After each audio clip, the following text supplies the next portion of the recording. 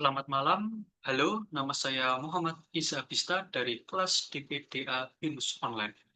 Pada kesempatan ini saya akan mempresentasikan hasil proyek karakter building kewarganegaraan yang kami lakukan secara kolaboratif dengan topik mewujudkan pembangunan industri yang berkelanjutan melalui infrastruktur inklusif dan solusi teknologi inovatif.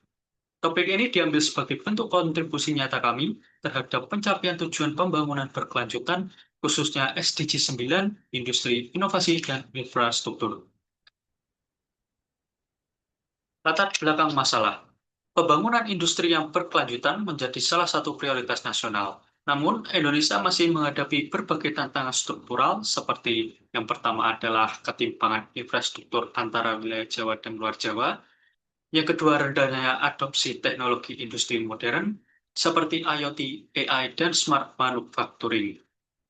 Yang ketiga, kurangnya tenaga kerja yang kompeten di bidang teknologi hijau. Yang keempat, resistensi budaya terhadap perubahan dan digitalisasi. Semua tantangan ini membuat transformasi industri menuju arah yang inklusif dan berkelanjutan menjadi tidak merata. Rumusan masalah. Untuk itu, dalam proyek ini kami merumuskan 4 pertanyaan utama. Bagaimana mengurangi kesenjangan infrastruktur untuk mendukung industrialisasi yang inklusif? Yang kedua, bagaimana mempercepat adopsi teknologi inovatif seperti AI dan IoT di sektor industri? Yang ketiga, bagaimana meningkatkan kompetensi SDM agar siap menghadapi industri hijau? Yang keempat, bagaimana membentuk budaya kerja yang mendukung kolaborasi dan nilai-nilai Pancasila? Hasil temuan di lapangan.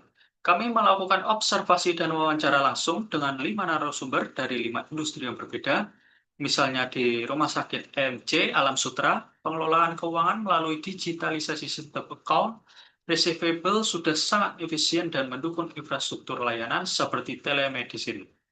Di sisi energi, PLTU PAMA 1 telah menggunakan teknologi berbasis IoT dan alat pengendali emisi ESP untuk meningkatkan efisiensi operasional dan menekan dampak lingkungan.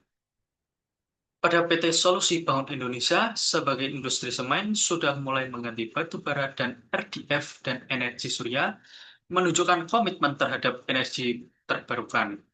Di PT PLN Persero, aktif membangun ekosistem kendaraan listrik melalui SPKLU dan promosi PLTS atap, serta meningkatkan kapasitas SDM dalam energi hijau. Sementara itu, di PT Pura Barutama, implementasi teknologi auto inspection dan sensor EPC membantu meningkatkan kualitas dan keselamatan kerja di lini produksi. Temuan ini memperlihatkan bahwa upaya transformasi industri sudah berjalan, namun masih menghadapi kendala seperti mahalnya investasi, keterbatasan SDM, dan kurang meratanya infrastruktur digital. Solusi yang kami tawarkan mencakup, yang pertama adalah peningkatan pelatihan SDM berbasis teknologi agar pekerja mampu mengelola sistem industri yang berkelanjutan. Lalu ada dukungan intensif pemerintah seperti pengurangan pajak atau bantuan pembiayaan untuk perusahaan yang mengadopsi teknologi hijau. Yang ketiga adalah kolaborasi lintas sektor antara pemerintah, akademisi, dan masyarakat dalam membangun inovasi. Yang keempat, yaitu penguatan infrastruktur digital nasional, khususnya di luar Pulau Jawa agar transformasi dapat merata. Refleksi pribadi. Sebagai mahasiswa yang juga bekerja di sektor ketenaga listrikan, proyek ini memberikan saya pemahaman mendalam tentang tantangan dan peluang pembangunan industri yang berkelanjutan.